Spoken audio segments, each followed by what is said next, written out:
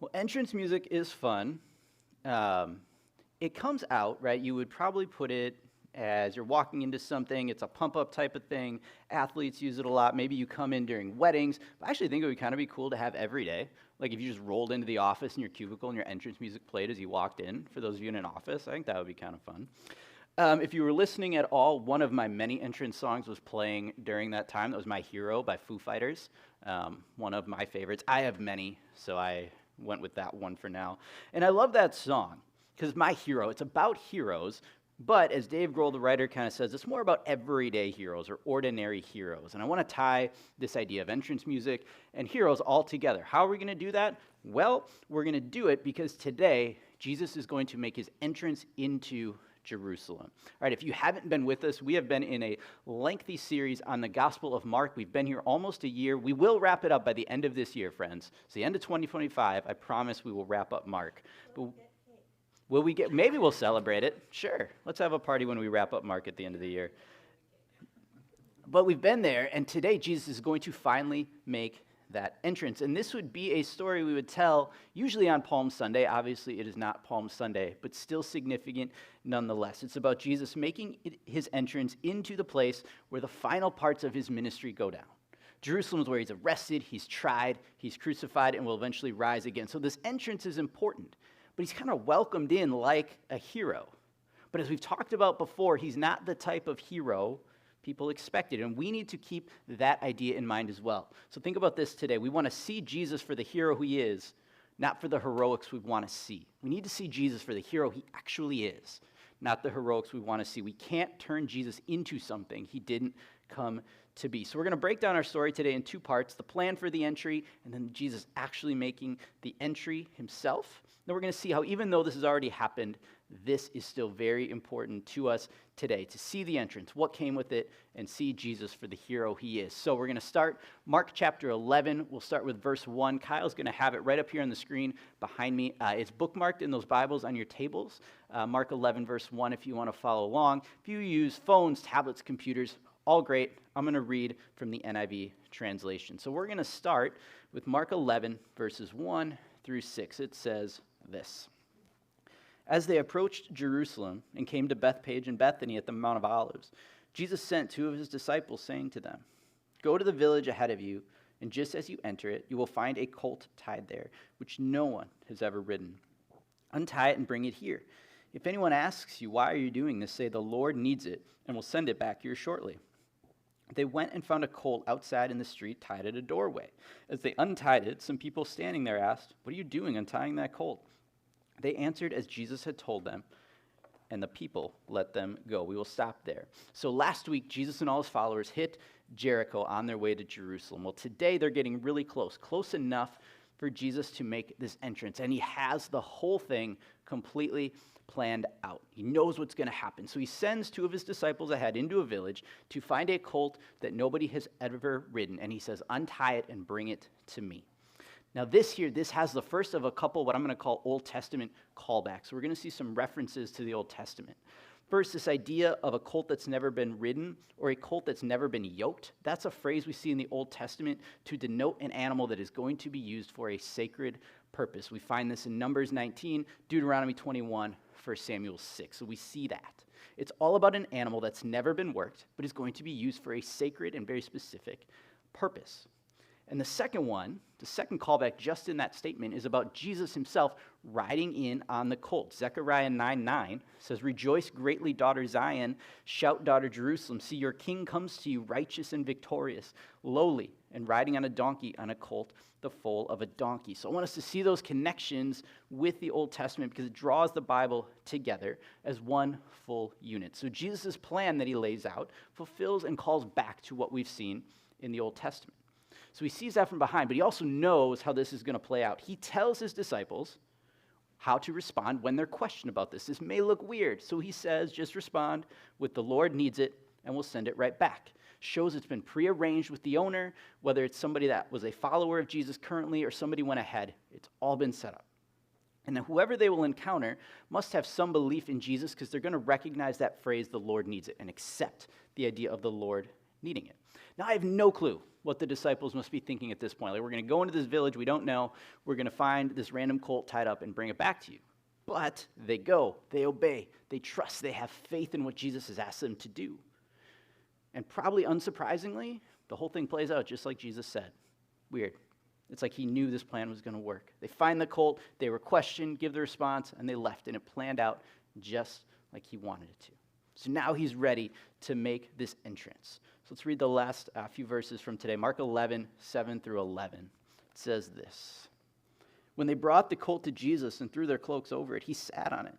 Many people spread their cloaks on the road, while others spread branches they had cut in the fields. Those who went ahead and those who followed shouted, "Hosanna! Blessed is he who comes in the name of the Lord. Blessed is the coming kingdom of our father David. Hosanna in the highest heaven." Jesus entered Jerusalem, went into the temple courts. He looked around at everything, but since it was already late, he went out to Bethany with the 12. So Jesus didn't get this colt just for kicks. He got it because he's going to ride it into Jerusalem. Now, the disciples, first off, they take their cloaks, they put it over the colt to act as a saddle for Jesus. Many others spread their cloaks on the ground so the animal could walk on it. Now, roads in this day, we think our roads are dirty. They were all dusty then, dirty, filled with other animal droppings. Yet people took their clothes and put it down for this colt to ride on. It might have been one of the few possessions people had, but they gave it in honor and praise for Jesus riding in. It was like a spontaneous response to a king. We see something similar again back in 2 Kings 9. Jehu is appointed king, and people drape garments and cloaks over these steps for him to walk on. The people in our story put their cloaks on nasty ground. Now, maybe they're not going to want to wear it again, or at least like they need to wash it really well after this, right? But they put it down in sacrifice for Jesus. And then others cut branches and waved them around, famously shouting, "Hosanna, blessed is he who comes in the name of the Lord.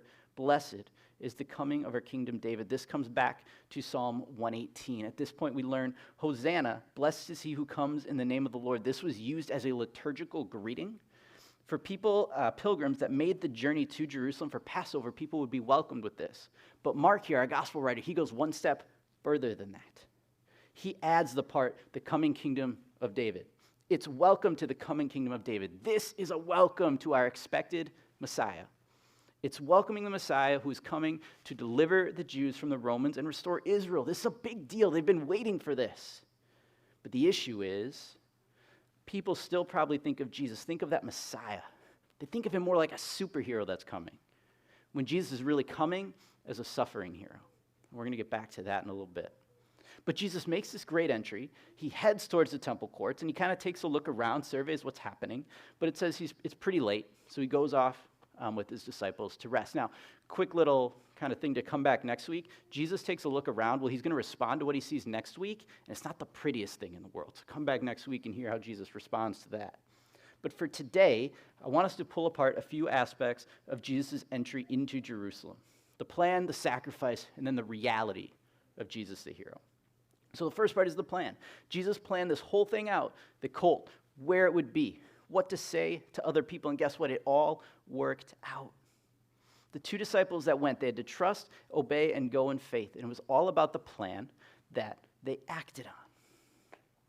Let's go a little throwback to when I was in high school. I did show choir. I might have shared this before, but what show choir is you sing and you dance. So there's music and it comes with choreography, right? So we have somebody come in that's going to design or plan the dance moves that we go. And it's important to hit the right dance move with the right music so you don't look awkward, right? Like if the song's big and loud and you're hitting the head down move, it looks weird. If the song gets really quiet and you hit your jazz hands, it doesn't look quite right. It's all planned out by somebody else. We had to do it accordingly. We had to be willing to do what the choreographer asked when they asked. Jesus is like that choreographer. Will you go get the colt when he asks? Maybe you're thinking, what the heck does that mean? Exactly. Because God doesn't ask us to do things that always make sense.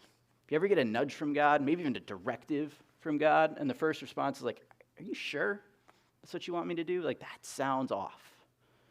Now, discernment, really important. We have to be sure that we are hearing from God. But when we are, we have to believe that God is sure about his plan. God is always sure. And then we go in obedience and we go in faith. And I want to keep those words together. Obedience and faith. Don't separate them because that can tend to happen. If we have obedience without faith, it might look like, I'll go do this, but I think it's stupid and there's no way it's going to work. Or faith without obedience. Hey, God can do it. Can I get an amen? But no, I'm not going to be the one to do it. I'm not going. He'll send the right person, but it's not me. So there's kind of a faith without obedience. We have to believe, in essence, that the colt will be there, and we have to go get it. You ever find yourself on one side or the other? I would say for me, if I'm one, I can be obedient, but sometimes lack a little bit of that faith. I'll be like, I'll go get the colt, but it better be there. It better not bite me, and this whole thing better work. It's both. We got to go in obedience and in faith when Jesus calls. Jesus' plans always work even when they don't make sense to us. And guess what? They might not make sense to other people. They might question us. And when they do, we respond with the Lord needs it. Now, maybe you don't need to say that verbatim every time. That's okay. But the idea is it's God's plan. It involves us, but it's God. So you're asked, why are you doing this? Well, I believe this is where what God has for me. Or what God has called me to do is this. And it would be great if we always got that nod and smile like the disciples did, where the people are just like, yeah, great, go. But we know we don't. You might get pushback. You might get some laughs. You might get people being like, I still don't get it. And you might get some support. But don't let the fear of the response outweigh the faith in the reason you do something. When the Lord needs it, that's all that matters. That's what counts. His plans always work, whether we understand them, whether we're going to actually see the ending of it all happen. They always work. Be part of God's plans, be involved, and then watch him ride in and carry out his plans. As Jesus rode in, the first thing that happened, people threw their cloaks on the ground. It was to show Jesus was a man of honor, a man deserving of pomp and circumstance. This was a king's entrance. But think about throwing those cloaks down for a minute. It was a sacrifice, a good one, but a sacrifice. What if it was a new cloak? What if you just washed it? I can hear my parents saying when I was a kid, don't you dare get grass stains on those new church clothes. That's what this is. But they sacrificed them to welcome Jesus and bring him in to carry out the plan. It's a sacrifice. Some of the guys who we went to the Mallards game on Friday night, it's the heart of baseball season. And one play in baseball and softball is the sacrifice bunt, right? The hitter bunts the baseball with pretty much every intention of getting thrown out in order for one of his teammates to get to a further base. There's a little diagram of it, you can see it, of what happens. But the idea is they sacrifice their own at bat to help their team get in a better position to score. And some players don't want to do this. Big ego guys, they just want to hit home runs, get on Sports Center, win MVPs. But guess what? The sacrifice bunt is incredibly important to the team. Players make a sacrifice for their team. In our story today, the version of dropping down that sacrifice bunt was dropping the cloaks on the ground for Jesus to walk through. We need to be willing to throw our cloaks on the ground to bring Jesus in and carry out his plan. Whatever it is, it takes sacrifice. So we sacrifice for Jesus. And the hard thing is sacrifice, it might be something valuable. It might be something new. It might be something you don't think you can give up. It might be something you worked for. The first one, the obvious one, is money. You work for your money, or your family has money, or you've saved it. Or somehow you have some sort of money.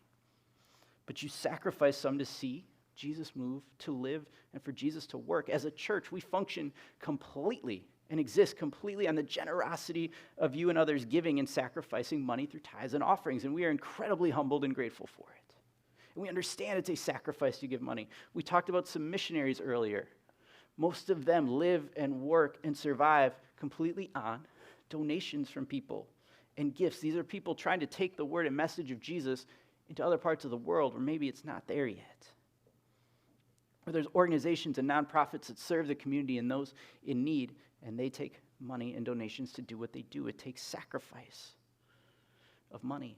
And I get that that's a thing. I bet each one of us could come up with things we could use money for, things we could do, things we could buy, things we could upgrade if we saved the money that we sacrifice and donate and give to Jesus. But we sacrifice money for Jesus so that he can move and enter places. The next one is stuff. I know that's a super descriptive word, but stuff. It's like clothes, like the people that put down in the story. Items that you have that somebody else might need. Mattresses, clothes, kids' toys if you're a parent. There's a lot of those probably in your basement right now. Tools, crock pots, if you're like me and have maybe in excess 1 or 2 of those. Maybe you donate an item to a church or a camp or another mission group. Maybe there's somebody you know personally that's just moved or is in need of something and you can give an item. Sacrificing that stuff can actually help carry out the mission of Jesus. The last one I want to mention today is time. And I've talked about time before, but it bears repeating. We might value time more than anything. Think about the phrases we use. I'm good but busy. Or I wish I had more time. Or maybe even the mindset of, I'll give money, I'll give my stuff, but time, get out of here with that one. Sacrifice your time to see Jesus move, to do something Jesus calls you to do. I won't go into specifics because how we each sacrifice our time will look different for all of us given our context. But I do want you to pray a short prayer this week. At some point this week, pray this: God, what do you want me to do that I don't think I have time for?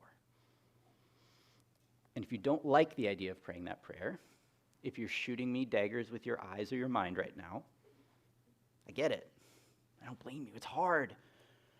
You're not alone in that. Giving up our time is really hard, but we do it. We sacrifice our time for God. It takes sacrifice for us to help carry out the plan that Jesus has and to see Jesus continue to move. But then when we do sacrifice, we get to celebrate it. We do get to celebrate Jesus on the move. We get to yell Hosanna and joyfully welcome Jesus and see what he's doing through the sacrifices we made for him and through our obedience to him. Be excited about the fact that Jesus is moving and you got to be a part of it. You obeyed, you trusted his plan, you had faith in him and sacrificed. Yell Hosanna and let God keep doing his thing because it's always God's thing that he's doing. God's going to do his work in his way. And the thing with when God does things his way is it still might not be the way we would do it. And this goes back to the view people had of the Messiah. Throughout this series in Mark, we've talked multiple times about the belief that the Messiah would be a political figure, a revolutionary, achieve a military type of victory. Now, Messiah was indeed a political term in this day because it was believed he would save people from Roman occupation or oppression. Jesus was going to do that, just very differently than what they thought. Same with being a revolutionary. Jesus was a revolutionary, incredibly so. Nobody did things the way Jesus did. It just didn't come with loud noise or a flash or anything we might think of with the revolutionary. And Jesus achieved victory, but by a military standard, it would have been defeat because he got arrested and he was killed. People put their cloaks down and yelled and sang with Jesus coming in like he was a king, and he was a king. But he wasn't a king that rode in on some like massive, beautiful-looking stallion. He rode in on a small, unassuming colt. But remember, it was a sacred colt. The people expected and wanted a superhero, but they got a suffering hero. We got to kind of distinguish those. I want you to come back in time a little bit. Ryan referenced a song from 1998. I want to go back to 2002 for a little bit. The movie, Spider-Man. The actor, Tobey Maguire. The song, Hero.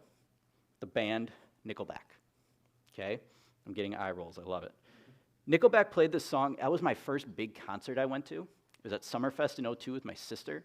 And Nickelback played, and this song had just come out. It was part of their encore. And the song and the movie are all about a superhero. It's Spider-Man, right? It's all big and loud and great about a hero. And we like heroes like Spider-Man that saved the day. We like big power ballads about heroes. At least I do. But those are superheroes. And they couldn't win or conquer in the same way that Jesus did. Because a suffering hero was the only type of hero that could win the victory that was needed. And we have to make sure we don't try to turn our true suffering hero into some kind of superhero. Here's kind of what I mean. Here's how they would contrast. If we take a superhero, they would have been on the cross, but they'd have broken free and grabbed the cross and like beat up the bad guys with it. Maybe today they would fend off whatever might knock us down or comes at us, is right in front of us. They're going to prevent the storms or the attacks of today, all while blaring a Nickelback song in the background. The suffering hero is on the cross and stays on the cross. Suffers when he doesn't have to. The soundtrack are the words of mockery and scorn towards him. He pays a price and a ransom for others to have eternity in heaven. And today, that suffering hero gives us assurance of a future. Gives us a peace within a storm. Doesn't prevent the storms from coming, but gives us a peace within them. It gives us a hope for eternity. The superhero gives instant gratification. The suffering hero gives eternal salvation. And it can be easy or tempting to get frustrated with Jesus when he's not acting like a superhero. To be like, Jesus, where are you? Jesus, what have you done for me lately? That's the superhero desire within us. But Jesus is still present now. He's still active now. He cares now. He's just not only about right now. He's about eternity. He's about the kingdom that has already started, but is yet still to come in the future.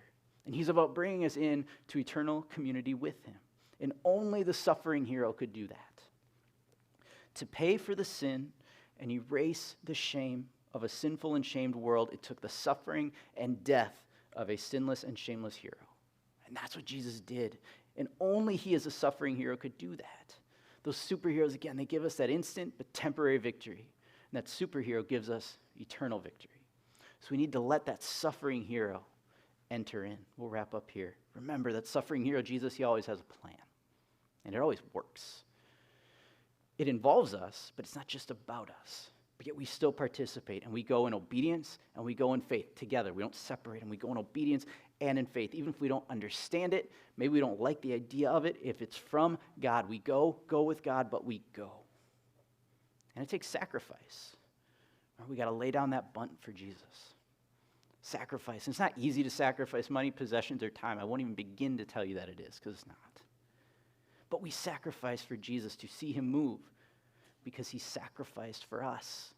And his sacrifice was that suffering because he came as the suffering hero. Jesus is and was a hero, but not the type of hero we might see in the movies. He suffered, he died, but he won. And it was an eternal victory that gives us peace within the storms now and eternity with him when his kingdom comes fully. See and worship the true hero that Jesus is. Don't get caught up in looking for heroics right now. Just see the hero that Jesus truly is. Let's pray. God, we thank you for this morning. We come here to hear your words. God, and just remember the story that we usually talk about on Palm Sunday, God, about how it matters every day of our lives and the entrance you make. So God, I just pray that we would see you for who you are.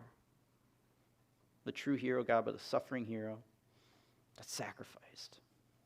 So God, I pray that as you lay out plans for us and call us to different things in our lives, that we would go in obedience and in faith to you.